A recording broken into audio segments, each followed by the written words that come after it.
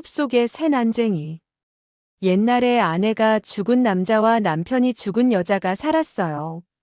남자에겐 딸이 하나 있었고 여자에게도 딸이 하나 있었어요. 소녀들은 서로 알고 지내며 함께 산책도 나가곤 했어요. 어느 날 여자가 남자의 딸에게 말했어요. 들어봐, 내 아버지께 전해. 내가 그분과 결혼하고 싶다고. 그러면 넌 매일 아침 빵과 우유를 먹을 수 있을 거야.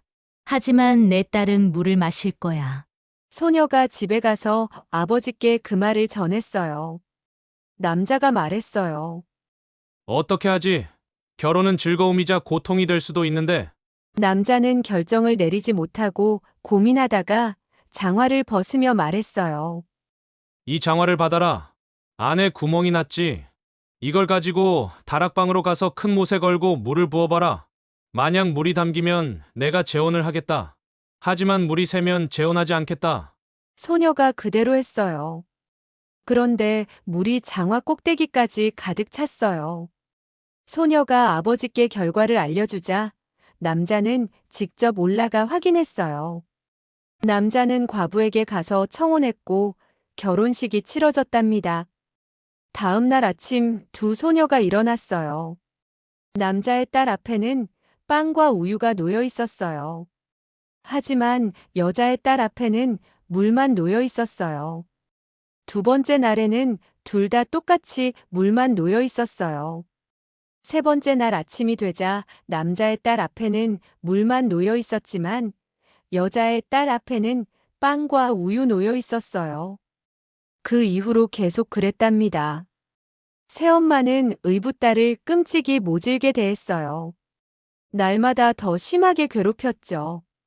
게다가 의붓딸이 아름답고 사랑스러운데 자기 딸은 못생기고 역겨운 것에 질투를 느꼈어요. 추운 겨울 어느 날 모든 것이 꽁꽁 얼고 눈으로 뒤덮인 날이었어요. 새엄마가 종이로 드레스를 만들어 의붓딸을 불러 말했어요. 이 드레스를 입고 숲으로 가서 딸기 한 바구니를 가져오거라.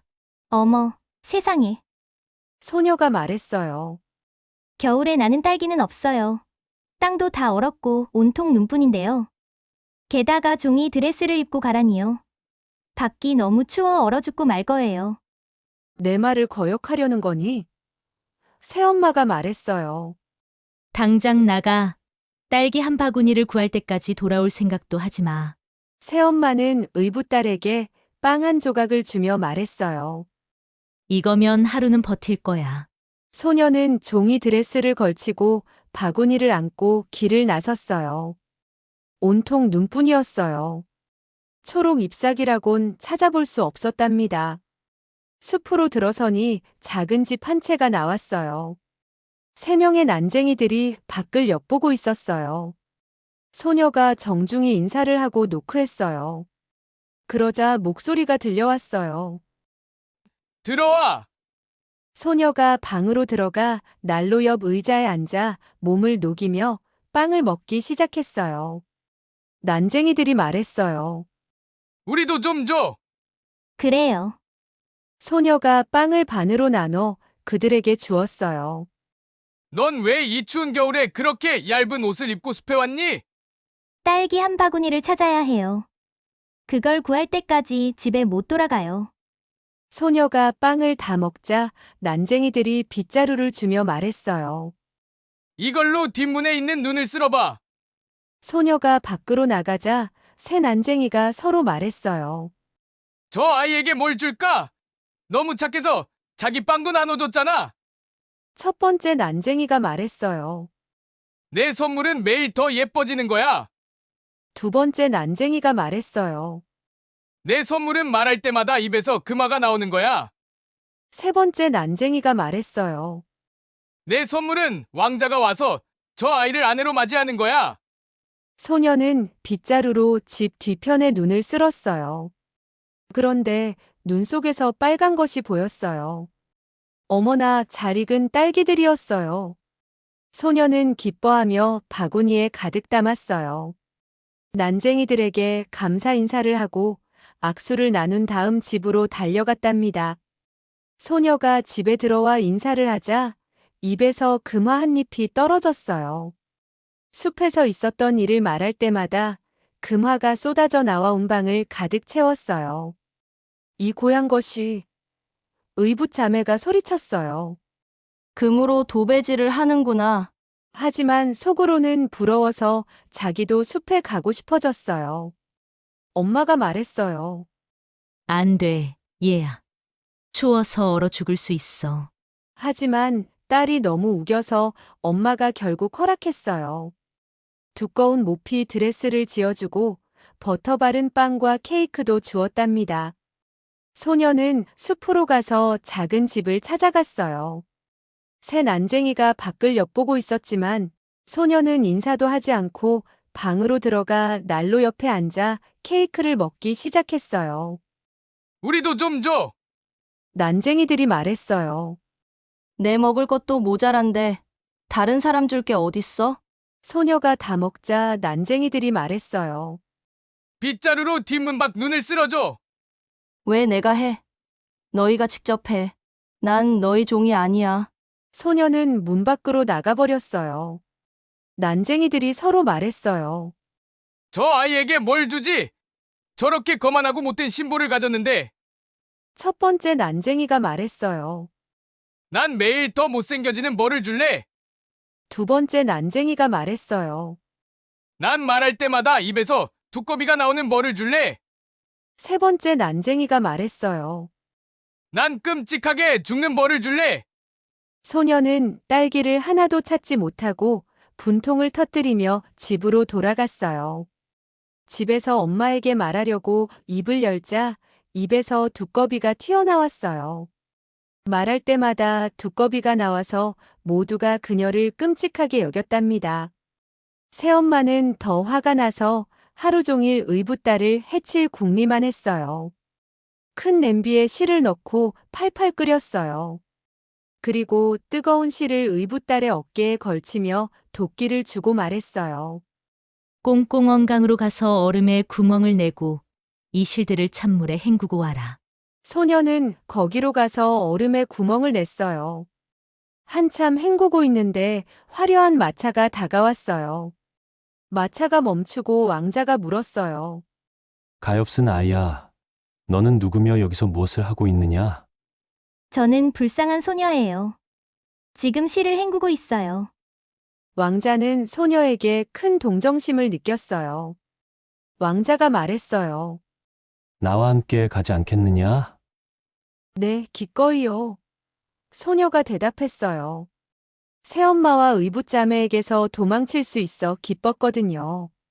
소녀는 마차를 타고 왕자와 함께 갔어요. 난쟁이가 예언한 대로 성대한 결혼식을 올렸답니다. 그리고 왕과 왕비가 되었습니다. 그리고 예쁜 아들도 낳았답니다. 새엄마는 의붓딸이 크게 출세했다는 소문을 듣고 딸과 함께 왕비를 방문하러 왔어요. 하지만 왕이 없을 때 새엄마는 왕비의 머리채를 잡고 딸은 왕비의 발을 잡아 침대에서 들어올려 창밖 강가로 던져버렸어요. 그리고 못생긴 딸을 왕비 침대에 눕혔어요. 새엄마는 딸의 머리까지 이불로 덮어주었답니다. 왕이 돌아와 왕비와 얘기하려 하자 새엄마가 말했어요. 쉬. 지금은 안 돼요. 지금 땀이 심하게 나서 푹 쉬어야 해요. 왕은 다음 날 아침에 다시 찾아왔어요. 왕이 왕비와 대화하는 동안 그녀가 대답할 때마다 두꺼비가 튀어나왔어요. 예전엔 금화가 나왔는데 말이죠. 왕이 이게 무슨 일인지 물었어요. 새엄마는 심한 땀 때문이라며 곧 괜찮아질 거라고 했어요. 하지만 그날 밤 부엌에서 접시를 닦던 사람이 배수구를 거슬러 올라오는 오리 한 마리를 보았어요. 왕께선 지금 무엇을 하시나요? 주무시나요? 깨어 계신가요? 접시 닦는 사람이 대답하지 않자 오리가 다시 물었어요. 새엄마와 가짜 왕비는 무엇을 하고 있나요? 그들도 푹 자고 있어요. 제 아기는 무엇을 하나요? 아기 침대에서 자고 있어요. 오리가 2층으로 올라와 왕비의 모습으로 변했어요. 아기를 돌보고 침대를 흔들어주고 이불을 덮어준 다음 다시 오리로 변해 배숙으로 헤엄쳐 갔답니다. 오리는 이틀 연속 그렇게 왔어요. 세 번째 밤 오리가 접시 닦는 사람에게 말했어요. 가서 왕께 전해요. 왕의 검을 가지고 와서 제 어깨 위로 3번 흔들라고요. 접시 닦는 사람이 달려가 왕께 알렸어요. 왕이 검을 들고 와서 그 오리 위로 검을 3번 흔들었어요. 세 번째 흔들자 왕의 아내가 건강한 모습 그대로 앞에 서 있었어요. 왕은 크게 기뻐했어요. 하지만 왕은 일요일 아기의 생일날까지 왕비를 어떤 침실에 숨겼답니다. 생일이 지난 후 왕이 말했어요. 다른 이를 침대에서 끌어내 물속에 빠뜨린 자를 어떻게 해야 하는가? 새엄마가 대답했어요. 그런 놈은 못이 가득한 통 속에 넣어 언덕에서 물속으로 굴려야 합니다. 그렇다면 내가 말한 대로 판결을 집행하겠다. 왕은 통을 가져오게 해서 새엄마와 그녀의 딸을 통 속에 넣고 뚜껑을 못으로 막았어요. 언덕에서 굴린 그 통은 결국 강 속에 퐁당 빠지고 말았답니다.